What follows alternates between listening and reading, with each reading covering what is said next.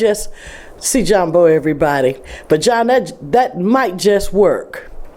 That song, that part of the song, it might just work. It's upbeat. I like it. And then it 1, 2, 3, 4. And boom, see Jumbo, everybody.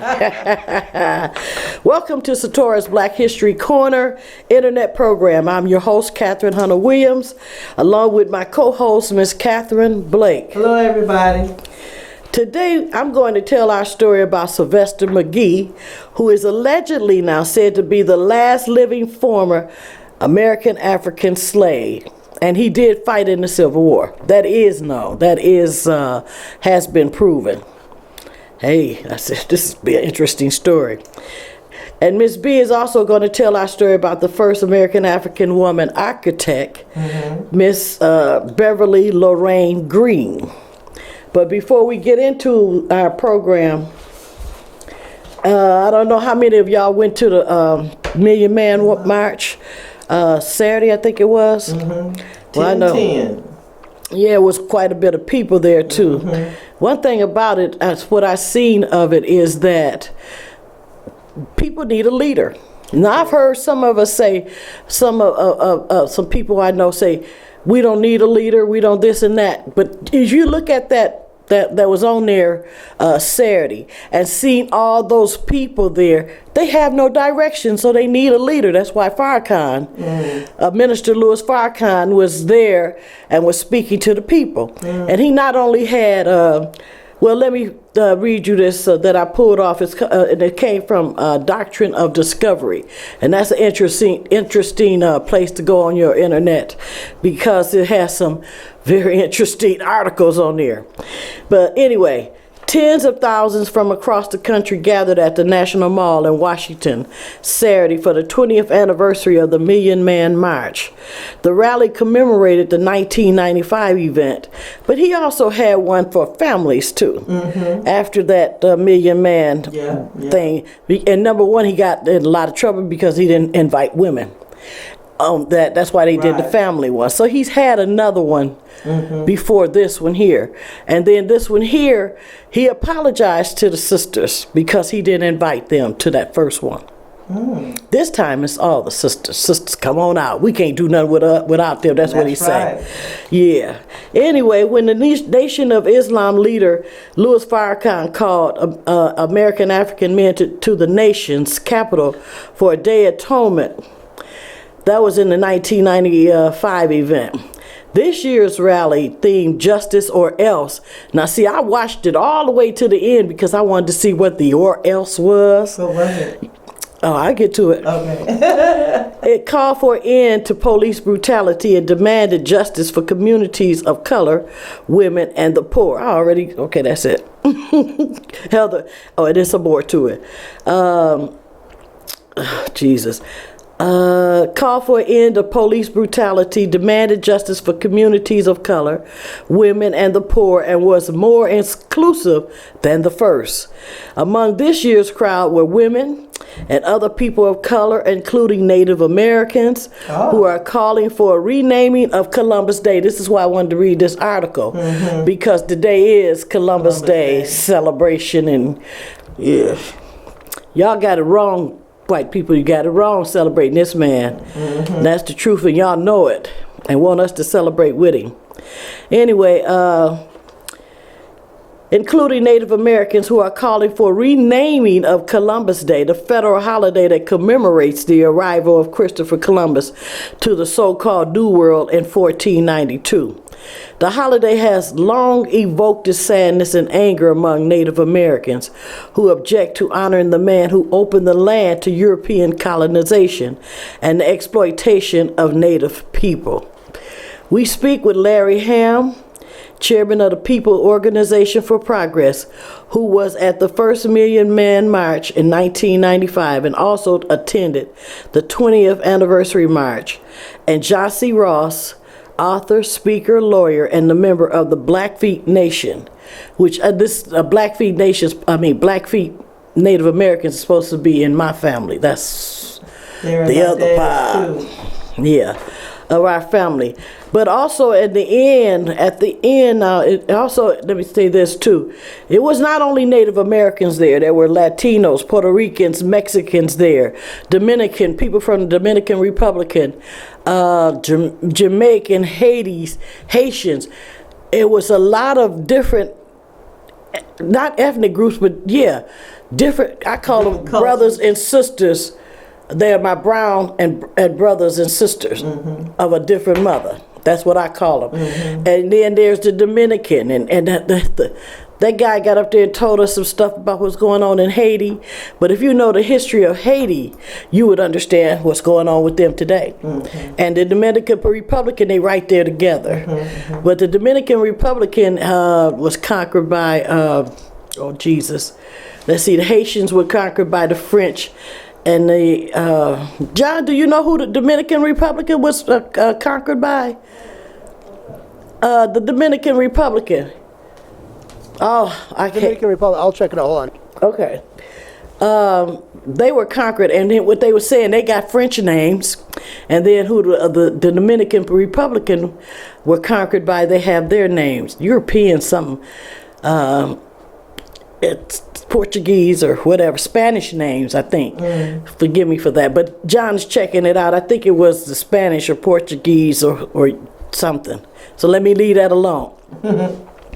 But there were a lot of different people there, and it just was amazing. And then at the end, what he really wants is to start a nation, because he already got a nation. And if you go back to the 1995 event, that's what he did then. He called on men, strong men and women. He want 10,000 strong men and women to come forth and work with him. He would train them, and then they supposed to, they did acknowledge it was two fronts that we're fighting.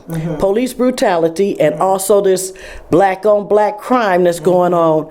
Our young people are killing one another. Right. So what they want to do, the way he said he was going to do it, he was going to deal with that issue of the police brutality, but also deal with what's going on in our communities.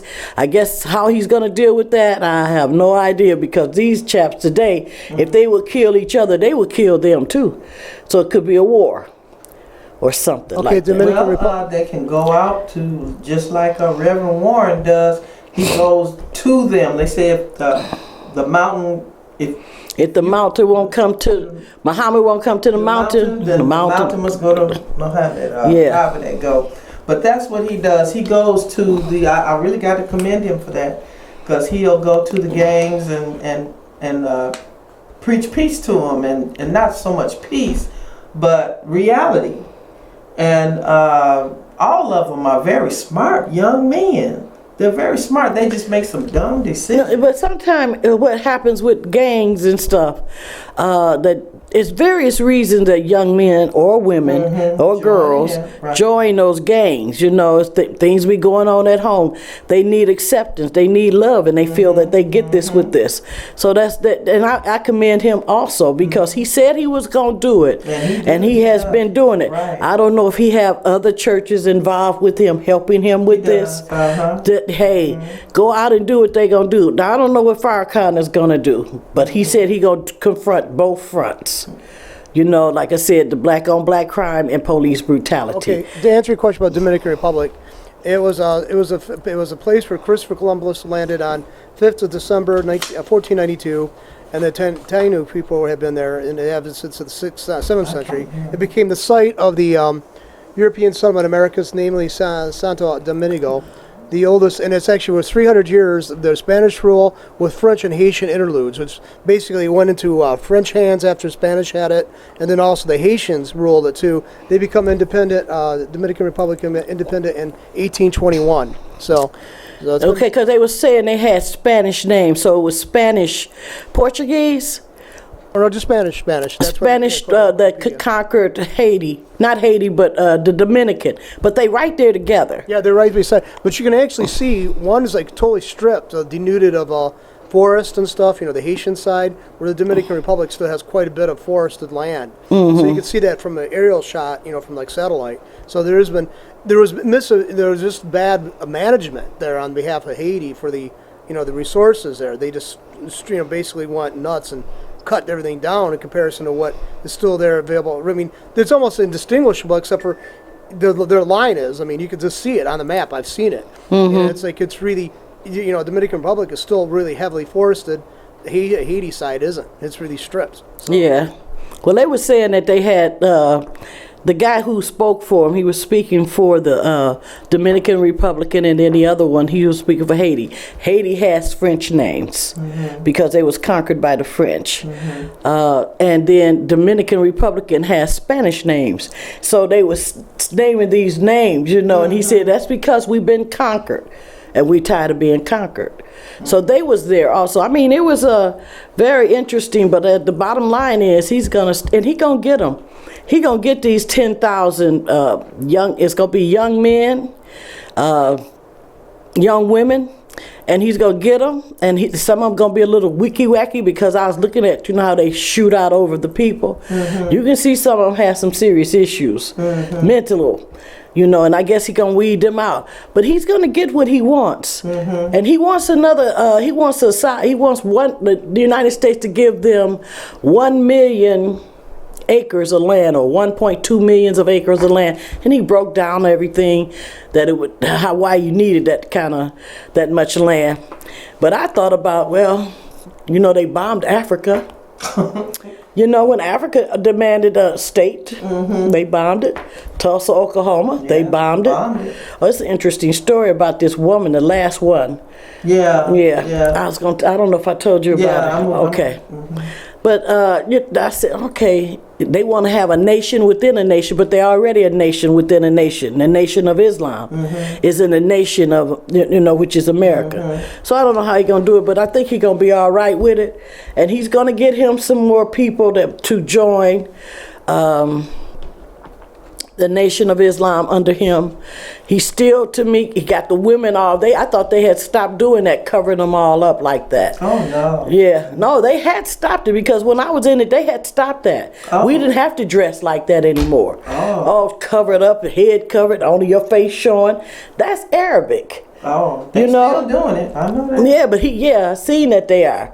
I hadn't seen them in a long time. I know Sister Janice is a part of it, and she do it. But see, I know back when I was in it, you didn't have to do that. They had stopped that. I worked with a young lady that I don't know how she did it in the summertime, but she did. She was wrapped up. Even had that one across her face, right here. That sounds Sunni. That's not the Nation of Islam, though. Oh, it's not? No. Okay, all you actually see was her eyes. In the Quran itself, though, it never says anything about that having to go that extreme. It never does. That's Arabic. Yeah. I mean, it's Arab. That's their thing. They had women totally covered up. No, actually, in the Quran, which is Arabic, in the Quran itself, it says women have to dress modestly. Modestly, that's it. That's it. I mean, people who are doing this are overstepping it. I mean, you have that, of course, in Judaism has that. You have it in Christianity, too. Have some people you better come in with a thing on your head. No makeup, no jewelry. So you have it in all religions. No, right. You have groups that are extremes in both groups. No, yeah. So, yeah. Yep. So, okay, let's. Moving forward, let me get to who I was talking about. I just wanted to let y'all know that today is Columbus's birthday celebration. Is his birthday celebration, or is it when he's supposed to be discovered the Dominican Republic? I think it's like I think it was actually his birthday because okay. It was December 5th, according to that the Dominican Republic and Haiti was the land that's now occupied, those two countries. It was he discovered it. I'm not going to say he thought he was on this land in this country, but he was not. Yeah, he never actually set foot on what we call the North American continent. Right. He never actually set foot. I mean, San Salvador, El Salvador, something like that. He was on, and also Hispaniola. Which I think that's a majority. Well, Hispaniola was the actual name of the Dominican Republic in Haiti, wasn't it? Right, I believe so. So he actually never set foot in the North American continent, to my knowledge. So why are we okay? We could go a while with that, but I just wanted to bring to everybody's attention of what the sadness and the anger that the Native Americans are having because of this celebration. They got a lot of sadness and anger, even about Mount Rushmore. That's another story. Yeah, we talked about that on the last program. but also they said that in California they are removing all red skin mementos or whatever, or off the best football games. Well, they've been trying to do that. Well, they doing it now. They gonna do it. They gonna actually do it now. Oh. Okay, let's move forward, because like I said, I just wanted y'all to know this is Columbus Day, and it's making a lot of people sad, and they feel that it shouldn't be celebrated. So that may be one of their little wars that come up next time. Okay. You never know. Sure don't. You be persistent. You know, even Jesus said, like the widow who went to the judge, and she kept coming to him and coming to him and coming to him, and he said, let me just go and get this woman what she wants so she'll leave me alone. It's persistence. The squeaky wheel gets the oil. Yes. All right. Let's get to our stories. Sylvester MacGee, as I had said earlier, he was alleged. Okay, let me get it right. He was born May 29th, 1841. Question mark behind that. And he was an American African who allegedly was the last living former American slave. His claim is undocumented and controversial. He received much publicity and was accepted for treatment by the Mississippi Veterans Hospital as a veteran of the American Civil War. Oh. And this man, wait till I get to the end here. MacGee was purported to have been born in North Carolina in 1841 to slaves Ephraim and Jeanette, who were held and worked at J.J. Shanks' plantation. MacGee says that he was purchased at the age of 19 just before the American Civil War by Southern plantation owner Hugh MacGee at a slave market in Enterprise, Mississippi. Excuse me. Hugh MacGee owned the Lone Star Plantation in Covington County, Mississippi. One source indicated that MacGee was sold to Victory Steen, who operated a plantation near Florence, Mississippi. Boy, he was really moving around, wasn't he? I mean, anyway. I'm just gonna leave that alone, because I was finna get off into how they could just buy you and move you, sell you as you're a human being. And I don't think they still got it today, that we're humans, that we have feelings, that we have love. We love our families, we love our children. Come on, y'all, let's get real here. We bleed just like y'all bleed. Amen. Amen. Anyway, MacGee claimed that in 1863 he ran away from the Steen plantation and enlisted in the Union Army, taking part in the assault on Vicksburg, Mississippi. MacGee was quoted as saying, "I was 22 years old, and all I have ever known was plowing, scraping, and picking cotton, sawing logs, and doing other things on the farm. But 382 blacks and 500 whites were given long barrel rifles." Lord, forgive me. But they was given some guns. Oh, Lord. Okay. Many of them in the same boat as me. One poor white boy cried most of the time. I tried to comfort him, telling him he hadn't done nothing to nobody, and the good Lord just couldn't let nothing happen to him, but he cried right on. MacGee claimed in later life to have been wounded at both Vicksburg and Champion Hill. At the war's end, MacGee returned to Marion County, Mississippi as a freed man, where he farmed near Columbia, Mississippi, with the white farmer Tom Mix. He later moved to Hattiesburg, Mississippi, doing odd jobs until the early 1900s. He returned to Columbia, Mississippi to work for a sawmill operator, Richard Davis. MacGee supervised the mill in Davis' absence, earning a wage of $10 per week. Now, this is where I want you to hear this part, sister. On MacGee's purported 124th birthday, the citizens of Collin, Mississippi held a party at a county grocery store, complete with a 5-layer cake and 124 candles. Governor Paul B. Johnson Jr. declared it Sylvester MacGee Day. Many national news articles reported on MacGee's life and longevity, including the Time and Jet. I didn't ever see that in there, but they evidently did it in Jet magazine. He appeared on the Mike Douglas show and was flown to Mississippi. Became kind of famous, huh? At 124, I'm sure. And was able to fly. Oh, come on. That's what I'm. He was proclaimed as the oldest living United States citizen by a life insurance company and received a birthday card from President Lyndon Baines Johnson.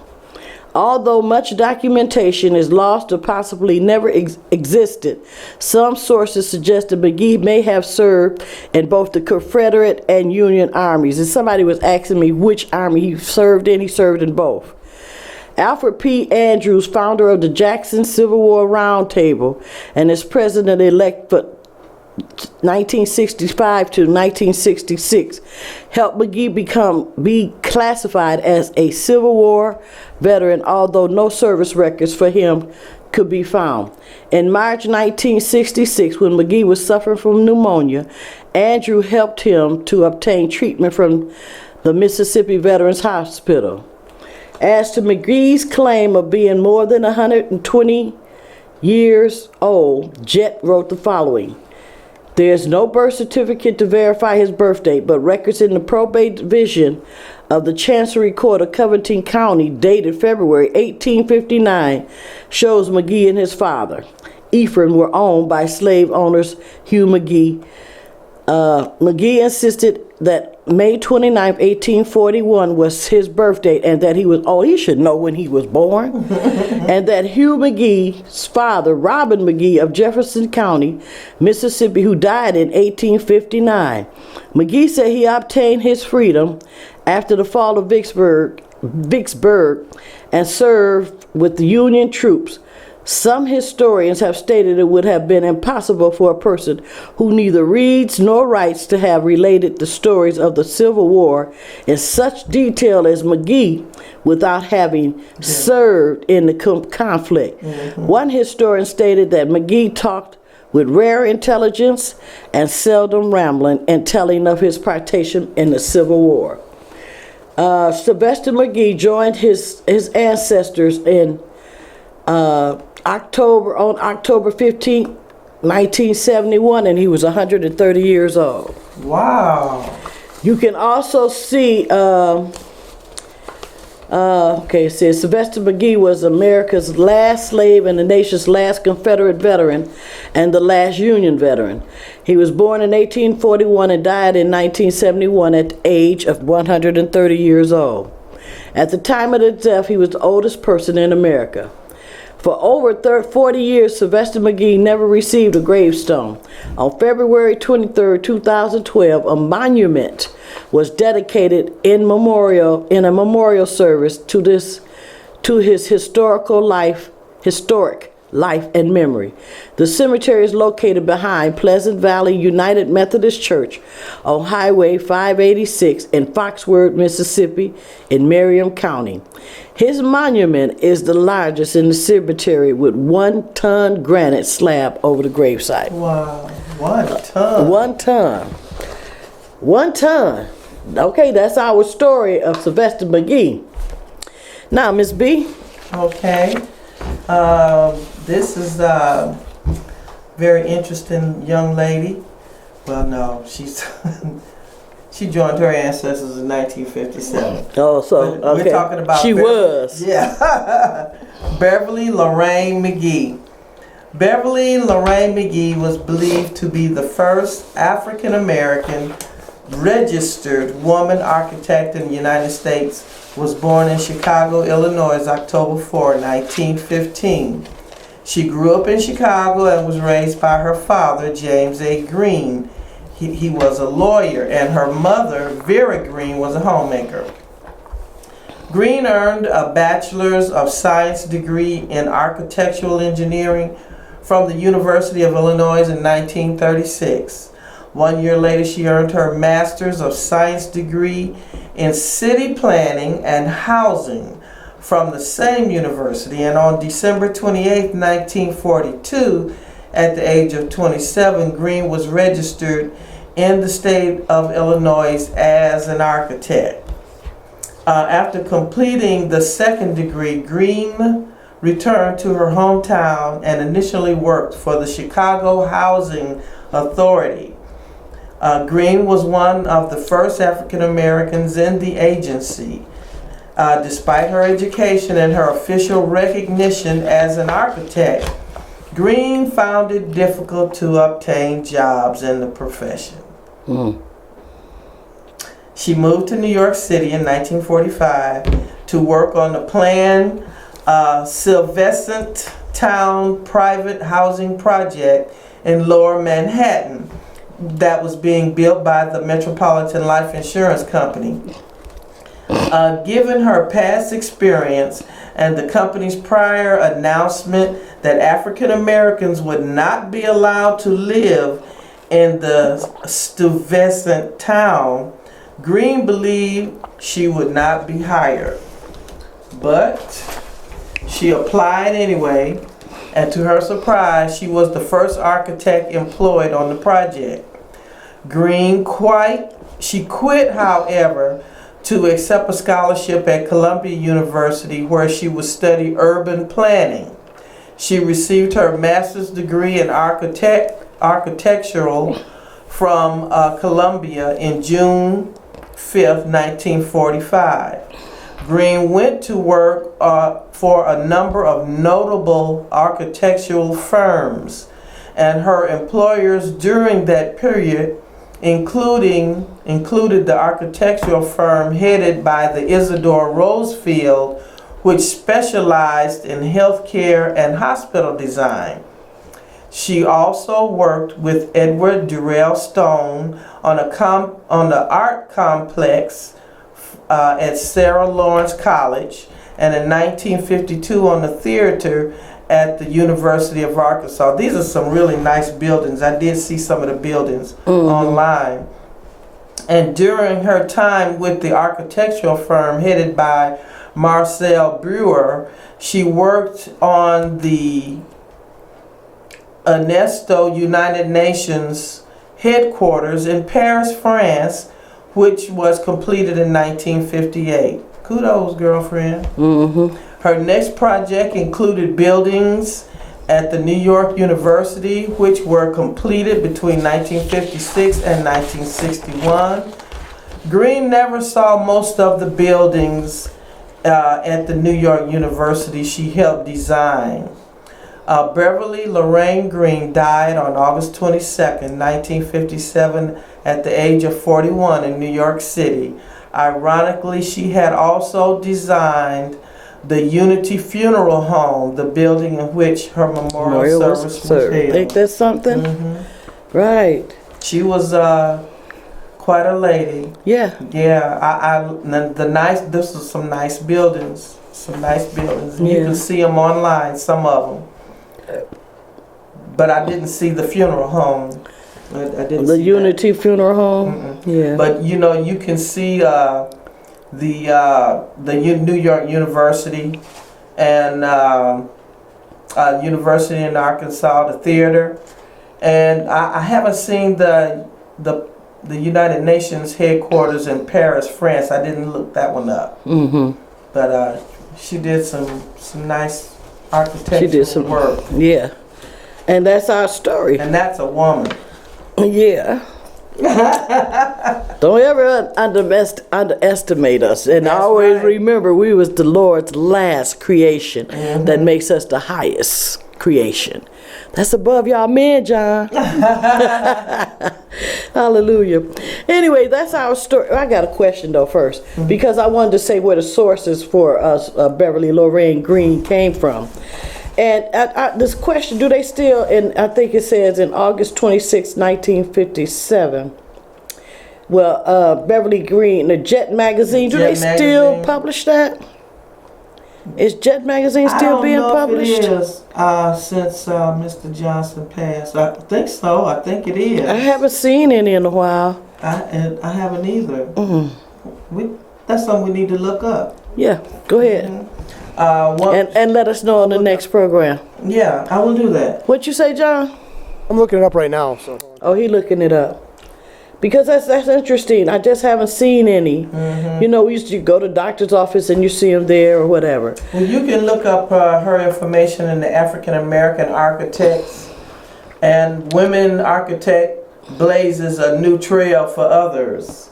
That's a book. The Amsterdam News, and Miss Beverly L. Greene and the Chicago Daily Tribune. It's still here. That's where some of these. I'm sorry. Came from. Yeah, Jet Magazine. It looks like it's still published. It's got a Twitter account and stuff. So Oh, it's okay. hot. It's happening. It's here. Celebrating 60 years of excellence. So Okay. What do you say? That Jet magazine is still being published. Okay. Okay, you can also go for all of this at www.blackpass.org. Okay, and if you want to find out a person, just do a / and type their name in. Okay, so that's the blackpass.org is an awesome site. Yes, it is. All right. Okay, everyone, that's our story today about Sylvester MacGee and Beverly Loraine Greene. 100 and what was he? He was 130 years old when he passed. Yep. People don't live like that. And they said he had excellent memory, and that he had to have lived during the Civil War to tell the details that he had about it. So, and I believe the man. He said he said his birthday. I believe him. I'm thinking about people. Don't underestimate us, and he seemed to be a very intelligent man, because he ran away. He ran away and joined the Confederate, and then left the Confederate and went to the Union. Yeah. All right. That was interesting. Okay, Satora's Black History Corner internet program comes to you via satellite at allpointstv.com. You can watch our program every second and fourth Monday of the month, unless the day falls on a holiday, which we don't consider this a holiday today. We talking about like Christmas and, Memorial Day, those major holidays. Starting at 3:30 p.m. Also be sure to watch What's Going On with political pundit Dr. George Moss every Monday at 2 p.m. As always, I like to say asante, which is a Swahili word for thanks, to all of you who have watched our program today. And if you have liked what you have seen and heard, please pass it on to others. You tell 10 people, they tell 10 people, and they tell 10 people, we have more people watching. Somebody put it on YouTube for us and see how it goes. Until next time, my God-given, incredibly resilient, and I do mean that, resilient, because we do pop back. You can't keep us down. Great, powerful, strong, and beautiful black people. Keep on keeping on with us. Amani, which means peace.